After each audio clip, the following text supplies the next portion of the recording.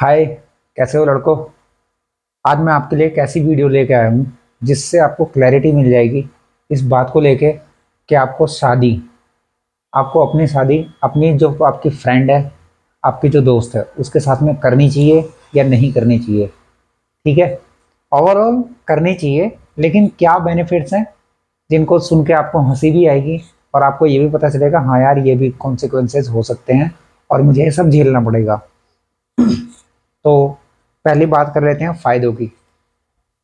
सबसे पहला फायदा होगा आपका लाइफ टाइम बॉन्ड, जो कि इतने टाइम से चलता हुआ आ रहा है वो बॉन्ड एज इट इज़ रहेगा। और आप एक दूसरे के साथ में ज़्यादा मैच्योर होंगे और ज़्यादा मैच्योरिटी की वजह से आगे आपके लाइफ में ट्रांसपेरेंसी रहेगी। आपका ट्रस्ट एक दूसरे पे हमेशा बना रहेगा, लॉयल्टी हमेशा रहेगी।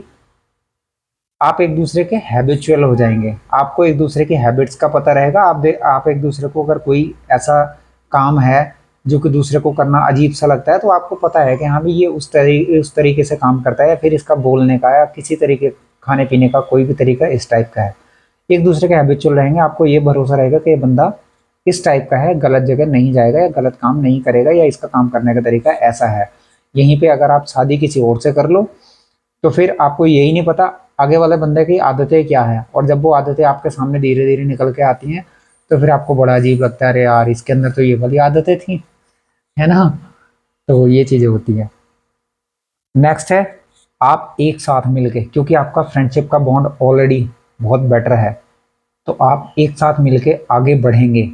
ठीक है। और आप अपनी फाइनेंशियल लाइफ में भी ग्रोथ करेंगे। आप चाहे जॉब करते हो या बिजनेस करते हो, आप अपनी फाइनेंशियल लाइफ में ग्रोथ करेंगे, ये बात 100% है। आपको एक दूसरे पे प्राउड होगा जब भी आप कोई सी ग्रोथ करेंगे, जो भी आप लाइफ में जितना आगे बढ़ते जाओगे आपको एक दूसरे पे प्राउड होता चला जाएगा और आपकी हैप्पीनेस पीक लेवल पर रहेगी, क्योंकि आपको ना किसी को शो ऑफ करना है, ना ही कोई आप पे कोई बर्डन है। क्योंकि बर्डन क्यों नहीं है, देखो कई बार ऐसा होता है ना, हम अपनी वाइफ को अपने ऊपर बर्डन समझ लेते हैं, फिर ये सोचते हैं यार ये तो चलो शादी तो हुई है, ये घर में रहने वाली है, इससे मुझे कोई ज़्यादा मतलब नहीं है, मैं अपना बाहर का कमाना है, मुझे अकेले को देखना है। ऐसा कुछ नहीं होता है। अगर आप एक पर्सनल मतलब किसी फ्रेंड के साथ में अपनी शादी कर रहे हो तो ठीक है, आपको हैप्पीनेस पीक लेवल पे होती है, आप बहुत बेस्ट अपने लाइफ में सेटिस्फाइड रहते हो। पहली चीज। अब बात कर लेते हैं नुकसान के बारे में। बुरे नुकसान नहीं है, बहुत ही अच्छी चीजें हैं सारी। बस इतना है कि आपको हंसी आ सकती है इन चीजों को देख के ना, तो बहुत ही अच्छी चीजें हैं। आपको इज्जत में कमी दिखाई देगी क्योंकि आप पहले से, ये ऐसा बॉन्ड है कि आप एक दूसरे से सारी बातें खुल के कर रहे हो, है ना। एक दूसरे को डांट भी रहे हो, है ना, गुस्सा भी आ रहा है, और वो आपको कई बार आपने देखा होगा गर्लफ्रेंड बॉयफ्रेंड की चीज़ों में क्या होता है, लड़ाई भी हो जाती है, एक दूसरे को पीट भी देते हैं। तो ये चीज़ें आपकी रहेगी। तो अगर आप कंपैरिजन कर रहे हो एक नॉर्मल वाइफ से, तो भाई उसका और आपका थोड़ा सा प्रोफेशनल तरीका रहता है, लेकिन यहाँ पे आपका बिल्कुल कैजुअल बॉन्ड रहेगा। तो आपके बीच में इज्जत की कमी रहेगी कि हाँ भाई आपको ये समझो कि मुझे 100% इज्जत मिले, तो शायद नहीं मिलेगी, क्योंकि आपकी बेइज्जती वो करेगी, अकेले में करे या कैसे भी करे, लेकिन आप उसके लिए इतने ज़्यादा मतलब इम्पोर्टेंट तो हो, लेकिन जो बॉन्ड है उस बॉन्ड के बेस पे आप एक दोस्त हो क्योंकि, तो आपके साथ में ये चीज़ रहेगी। दूसरी बात, लड़ाई झगड़े कॉमन है, होते रहेंगी, उसके बदले प्यार भी रहेगा, लेकिन लड़ाई झगड़े रहेंगे। और भाई स्पेशल बात, आप लड़के हो, जब आपकी शादी होगी ना पहले दिन, तो तब आपको ये फील ही नहीं हो रहा होगा कि मेरी शादी है। अगर आप अपने दोस्त के यहाँ पे शादी कर रहे हो, है ना, आपको शादी में वो फीलिंग नहीं आएगी जो एक दूल्हे को वैसे वाली फीलिंग शादी में, एक अरेंज मैरिज में आती है ना। मतलब रहेगा, लेकिन उतना ज़्यादा एक्साइटमेंट नहीं रहेगा। दूसरी बात, आप जब अपने ससुराल में जाओगे तो आपको ससुराल में दामाद वाली फीलिंग नहीं आएगी, आपको दामाद वाली फीलिंग बिल्कुल नहीं आने वाली है। बहुत हल्का फुल्का ये है कि हाँ ये रहेगा, लेकिन ऑलरेडी उसके घर वालों को पता है कि इसका दोस्त है ना। और वैसे भी आपको ट्रीटमेंट मिलेगा, दामाद की तरह मिलेगा, लेकिन वो फीलिंग जो आनी चाहिए ना, वो फीलिंग आपको नहीं मिलने वाली है।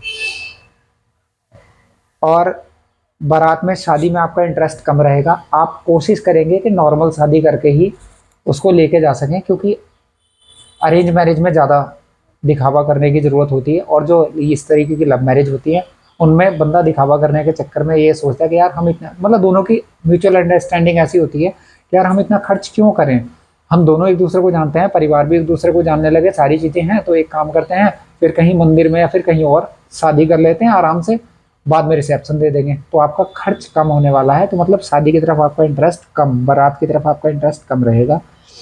ठीक है, सब कुछ नॉर्मल रहेगा और आप फालतू खर्चा नहीं करेंगे। ठीक है, तो फायदे ज़्यादा हैं और नुकसान बहुत कम है। ठीक है, बहुत ही हंसी वाली चीज़ें हैं लेकिन बहुत प्यारी चीज़ें हैं। तो मेरा मानना तो ये है इन सारे पॉइंट्स के बिहाफ पे कि अगर आपकी कोई ऐसी फ्रेंड है जो रियल में आपको बहुत प्यार करती है, आपका दोनों का बॉन्ड है, आप दोनों एक दूसरे के लिए पूरे तरीके से लॉयल हो, है ना, लड़के भी एक हो जाते हो, अगर आप लड़ भिड़ के भी एक हो जाते हो तो भाई गो फॉर इट। ठीक है, ग्रीन फ्लैग है, आप आगे बढ़ो, आप आराम से जाओ, शादी करो, अपने घर वालों को मनाओ, अपने घर वालों को मनाने में टाइम लग जाए लेकिन मनाओ और शादी करो। क्योंकि आप अगर ऑलरेडी फ्रेंड है ना, तो आप सच बता रहा हूँ, आप एक बिजनेस पार्टनर भी हैं, आप एक लाइफ पार्टनर भी हैं, लाइफ पार्टनर ऑलरेडी हैं, लेकिन अगर आप फ्यूचर में कुछ काम करना चाहो, ऐसी बहुत सारी वीडियोस और कपल्स मिल जाएंगे जिन्होंने एक साथ शादी करने के बाद में या शादी करने से पहले अपना कोई बिजनेस स्टार्ट किया और वो आने वाले टाइम में अपना बिजनेस को आगे ग्रो कर रहे हैं दोनों एक साथ मिलके। तो ये बहुत अच्छी बात है, आगे बढ़ो। Thank you, best of luck for all.